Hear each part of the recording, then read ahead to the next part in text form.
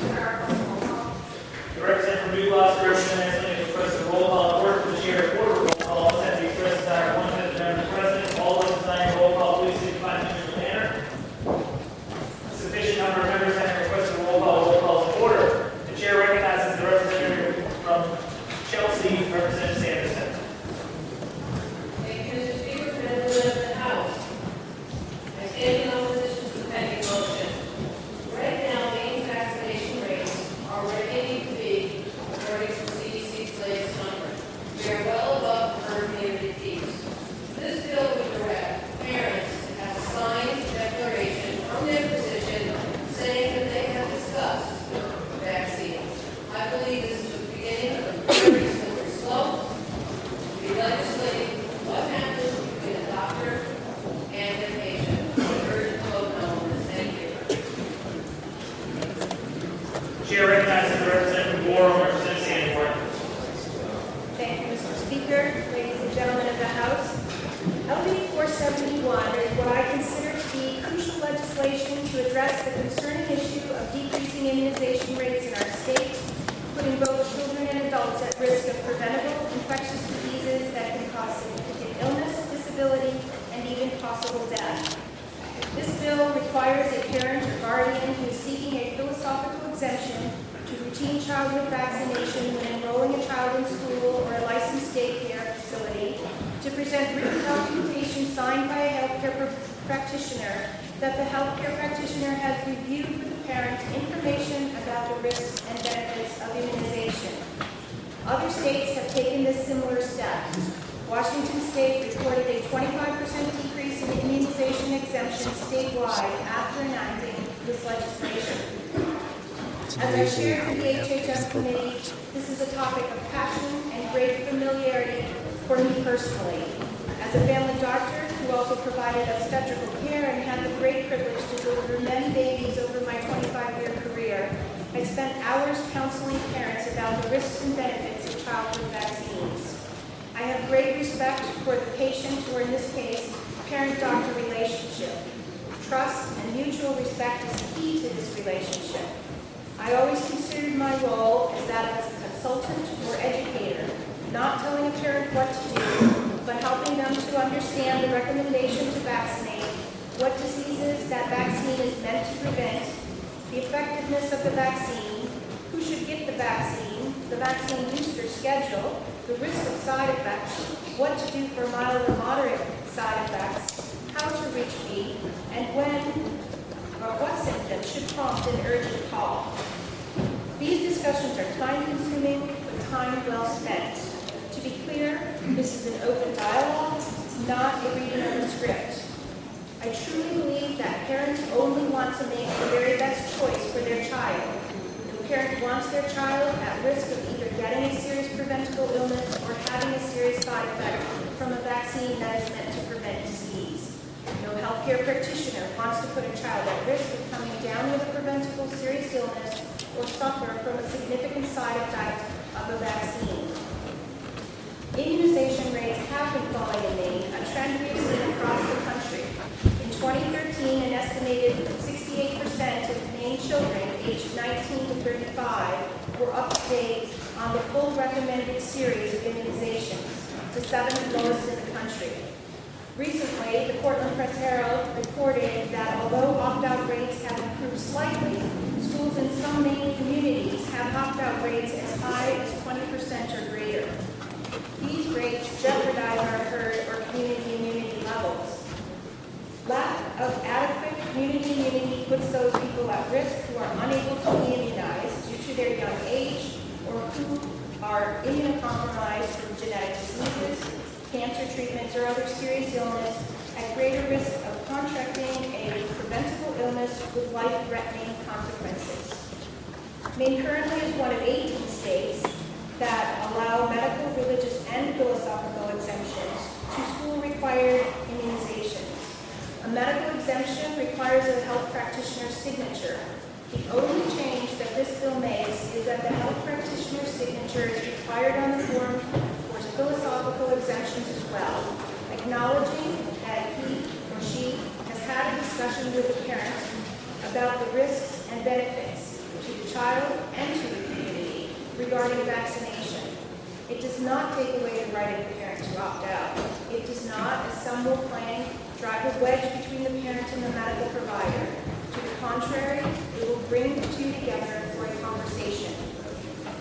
I believe without a doubt, based on all of the scientific data to draw from, that the benefits of immunizations to the individual and to the community far outweigh the risks. Healthcare providers need to listen to the parent, understand their concern, and show compassion, patience, and trust that the parent wants to make the right choice for their child. We must build a trusting relationship, and we must respect a parent's decision. Many parents will say that those who are refusing immunizations have done their homework and are very well informed, making dialogue unnecessary. This is sometimes, but not always, true. We all know people that have a tendency to believe everything they read. Sometimes they will believe a celebrity, whether well-informed in evidence-based medicine or not. Think Jenny McCarthy. Many have never seen or known someone with measles, polio, or whooping cough and underestimate the potential serious consequences. We can and should continue to try to improve immunizations, both their safety and effectiveness. The solution lies in continuing to be ever vigilant, collecting and examining all the data from vaccinations with due diligence and appropriate changes as science guides us. The solution lies in continuing research to get real answers to causes of autism, which remain unclear except that there is no meaningful link to vaccines. The solution lies in trying to search for a possible link to genetic or environmental causes that predispose those of us who have more serious adverse reactions to vaccines, so that we can understand more specifically who needs to be medically exempted. And the solution lies in education, trusting and respectful relationships that will promote high-level dialogue and best outcomes for all. This bill is a small step toward improving our vaccination rates to improve our community immunity. It does not take away one's informed consent to opt out and should not be construed as such. I ask that you please follow my light. We must not wait for disabling or life-threatening infections to return before we act. Thank you. Chair recognizes the representative from Auburn, Representative Squiggy. Thank you, Mr. Speaker. Ladies and gentlemen of the House, good morning. Regarding vaccines, and why some of you may want to opt out, there are many reasons. I know there's plenty of evidence on the other side suggesting that there's a link between vaccines, the attributes in them, and autoimmune responses. Vaccines hyperstimulate your natural immune system, and that we are all different. We are all different, biologically slightly different. Some of us have allergies, some of us do not. People who are reacting to these vaccines negatively should be considered having an allergic reaction. In some cases, those allergic reactions result in death. Legally, the Supreme Court, in the case of ENGROSSED versus Wyeth LLC, concluded that vaccines are a type of, quote, unavoidably unsafe product. That's the Supreme Court. In the minority, Justice Sotomayor commented that the ENGROSSED decision leaves a regulatory vacuum in which no one, neither the FDA nor any other federal agency nor state and federal juries, ensures that vaccine manufacturers adequately take account of scientific and technological advancements. The vaccine market will often have little or no incentive to improve the design of vaccines that are already generating significant profit margins. Nothing in the legislative history remotely suggests that Congress intended that result. And what was the result of this case? Vaccine manufacturers have blanket immunity from any liability. You can't sue a vaccine manufacturer for damaging your child. Okay? This bill would require me as a parent to go sit down with a doctor and have him tell me how nice and safe vaccines are when I have this and other evidence. For me to go see a doctor takes time and money. I need to pay for a babysitter, I need to take time off of work, and I'm sure that doctor's going to charge me a fee. This is imposing unnecessary cost and inconvenience on people who have a legitimate philosophical disagreement with the vaccine safety areas. Thank you very much. I urge you to vote against this bill, LD 471. Thank you. The chair recognizes the representative from Portland, Representative Stuckey. Thank you, Mr. Speaker, men and women of the House. There are two things terribly wrong with this bill. First, it inappropriately distinguishes between parents with, I quote, a sincere religious belief and parents with, quote, philosophical reasons for seeking exemptions from the immunization requirements for admission to public schools and child care programs. Current law allows both groups of parents to simply state in writing that their belief is contrary to the immunization requirements and their children are then exempt from the vaccine requirement.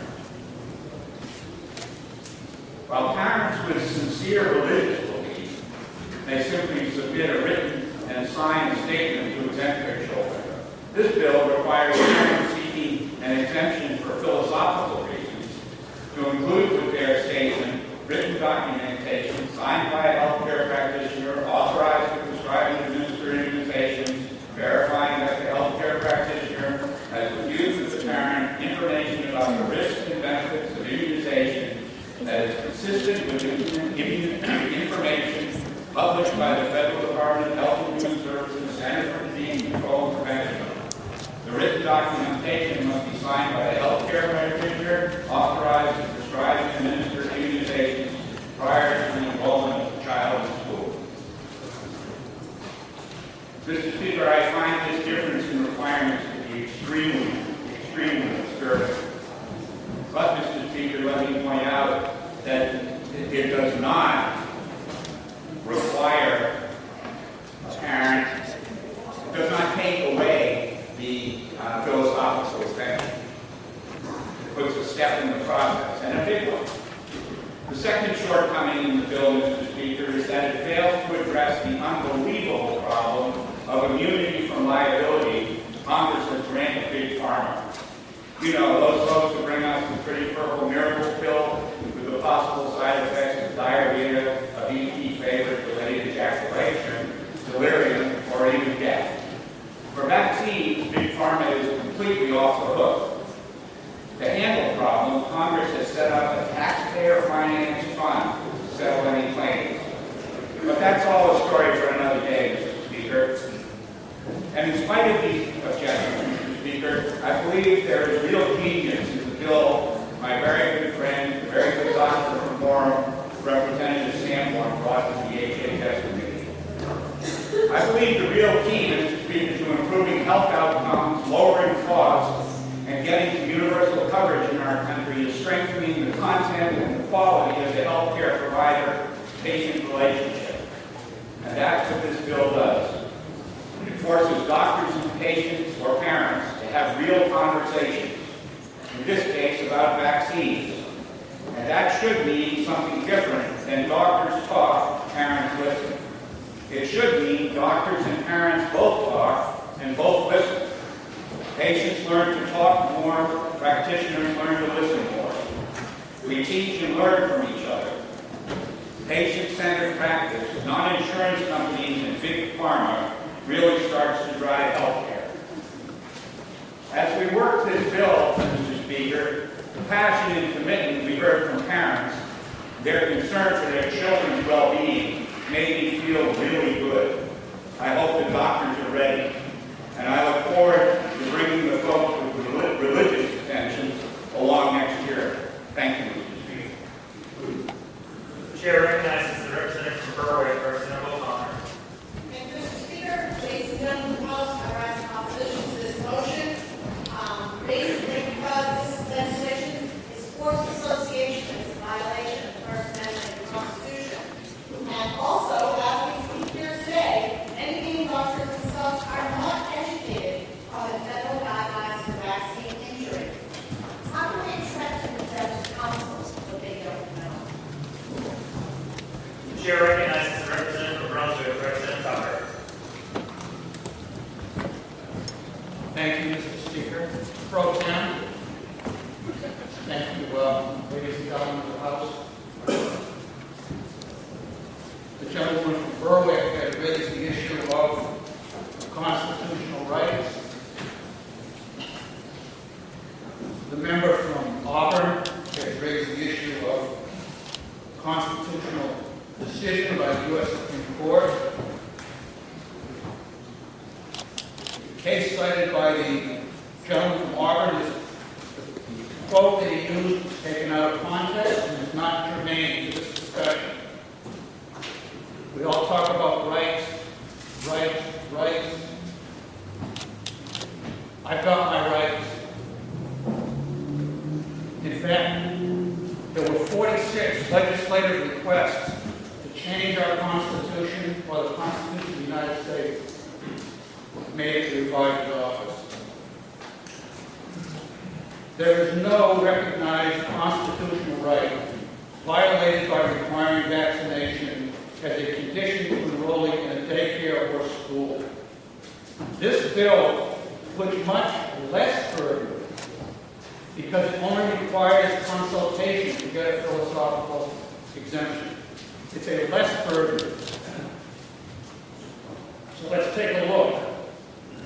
The U.S. Supreme Court in Jacobson versus Massachusetts, 197 U.S. 11, Justice Harlan's decision in 1905, decided that a mandatory law requiring smallpox vaccination was a reasonable exercise of the state's police power and did not violate the liberty rights contained in the 14th Amendment. Quote, there are manifold restraints to which every person is necessarily subject for the common good. On any other basis, organized society does not exist with safety to its members. Page 26. The Jacobson decision continues to define the constitutional vitality of vaccination laws. In Zook versus King, 260 U.S. 174, Justice Brandeis in 1922. In that case, the court upheld a 14th Amendment due process challenge to a city ordinance requiring certificate of vaccination for school attendance. Quote, these ordinances confer not arbitrary power, but only that broad discretion required for the protection of the public health. Page 177. In our constitutional law, there is an evolving concept of a liberty interest in bodily integrity and personal privacy, based in part on the due process clause of the 14th Amendment. However, Supreme Court cases discussing such protections have specifically noted that continuing public health needs would justify widespread vaccination laws, citing Jacobson favorably. See Roe versus Wade at 410 U.S. 113, and Cruzen versus Director, Missouri Department of Health, 497 U.S. 261, 1990 case. In conclusion, there is no constitutional right violated by a vaccination requirement for daycare or school enrollment, or by complete elimination of the philosophical exemption.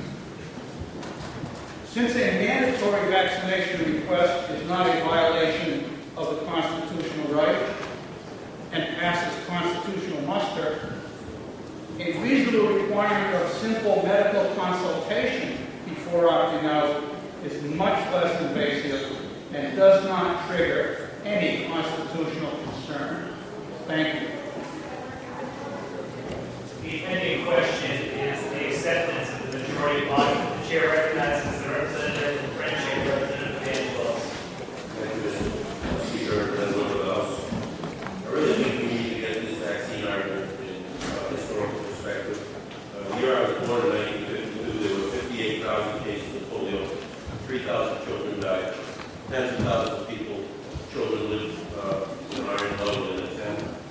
In 1921, President Roosevelt was the president at the age of 39 was inflicted with polio. We all know that. On March 26, 1953, George Salk made public the findings of the polio vaccine. The 58,000 cases annually 1952 dropped to 6,000 cases by 1957. By the early 1960s, the disease was almost fully eradicated. And today in the United States, the only people who can track polio are from Americans that work for relief agencies in developing nations with lack of vaccine. I really think it's important to remember the facts. The fact is that our vaccination program is a big one on itself. We have forgotten history. And it would be unfortunate, as Representative Sandler pointed out, that we need another effort to back us up with the facts and success of this highly successful program and the great and courageous scientists that brought it forward. Thank you, Mr. Speaker. Chair recognizes the representative from New York, Representative Heinz. Thank you, Mr. Speaker. Pro Tem Amended within the House.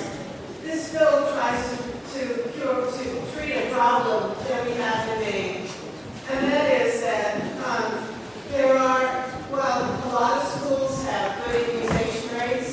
There are some that don't, and they don't because of the philosophical exemption. So while in HHS we had the chance to take away the philosophical exemption, we voted not to. And instead, think about this bill, which says if you have a philosophical exemption, at least have a conversation with your physician about it.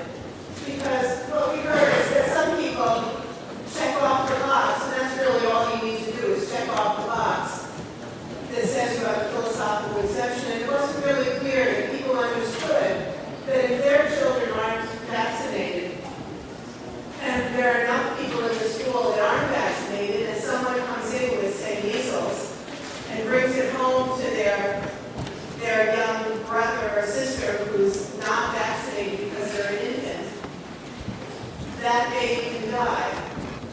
Or if they have a person in the school who's immunocompromised from leukemia or childhood cancers, that person could die. Or if they bring it home, the infection home, and they have an elderly grandparent living with them who wasn't immunized, that person could die. So there are real consequences to not having a school that doesn't have enough immunity. And this seems to be a reasonable approach to at least have the person who's going to check the box off or a philosophical exemption to have a conversation about it with their trusted physician back and forth. It doesn't mean they can't opt out. It just means the conversation happens. So I urge you to support this. Thank you. Pending question is the majority plot passed as amended report. Roll call is in order. Is the House ready for the question? The chair recognizes the representative from Lincolnville, Representative Burson. Mr. Speaker, I'd like to ask the question of the floor, please. The representative may proceed. Would anyone please answer this question of why pharmaceutical companies have no liability in this? The representative will pose the question to the chair for anyone wishing to answer. The chair recognizes the representative from Auburn, Representative Swiggy. Thank you, Mr. Speaker. The Supreme Court ruled in Westbrook versus Lyle LLC case that because vaccines are inherently unsafe, that therefore the vaccine manufacturers needed to be shielded from any liability, so they wouldn't go out of business should one of their products fail. That's my understanding, and that's the answer from the line. Thank you. The chair recognizes the representative from Durham, Representative Chase. Thank you, Mr. Speaker. In response to that question, I know that as administrators, there's a defense liability for vaccine injuries as an administrator, but I'm not aware of someone's inability to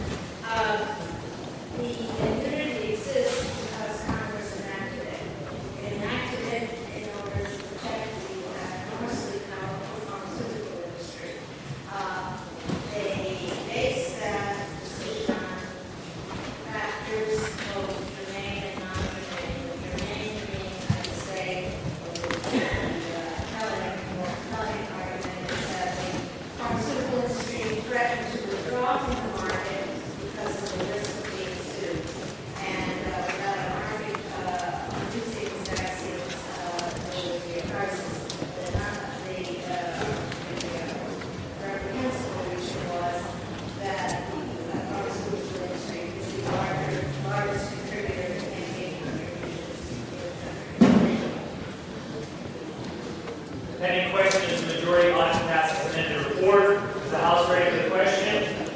Those in favor will vote yes, those opposed will vote no. Chair will vote Sergeant at Arms through the chamber.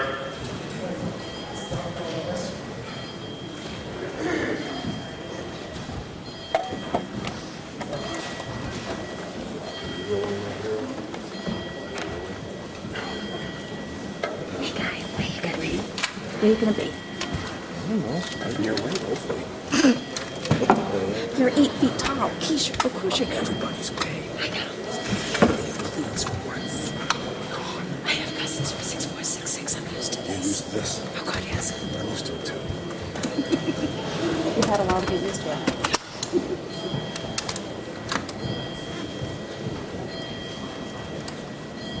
Have they finally got the budget printed? Oh, okay. That was the delay. They tabled it earlier. Oh, it's not going through till tonight. Oh, yeah. Charlie Sessions. He was so excited about the one in the list. They say that makes one of you. Yes.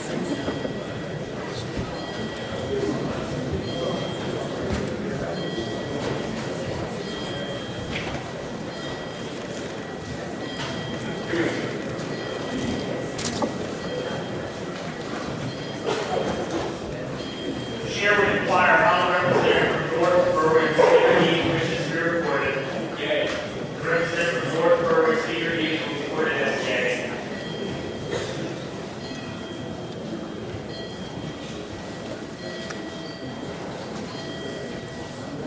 First call of absentees.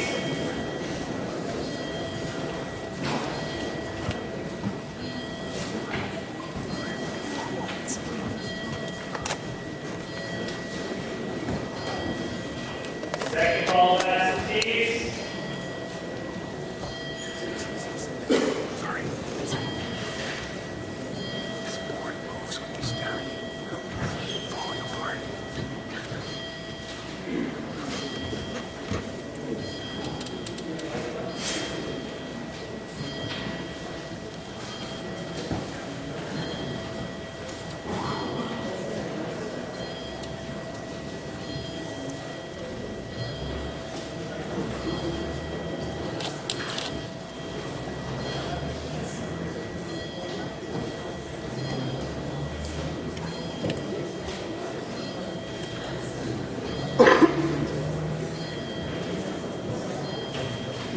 One representative who has not yet voted, please check the board. All now voted. The chair will close the vote. Clerk will run the totals. The chair will announce the vote. 93 having voted in the affirmative, 53 in the negative. The motion prevails. First reading of the bill. President Brunswick, President Howard, who has further reading of the bill, the extension of business with an aisle. Clerk will read from the unit and take the minutes on notification as 426. Representative from Westbrook will go to further reading of the certain further reading of the committee and the extension of the budget house. It is a vote. Their objection to suspension of rules for the purpose of the bill is second reading at this time. Hearing none, say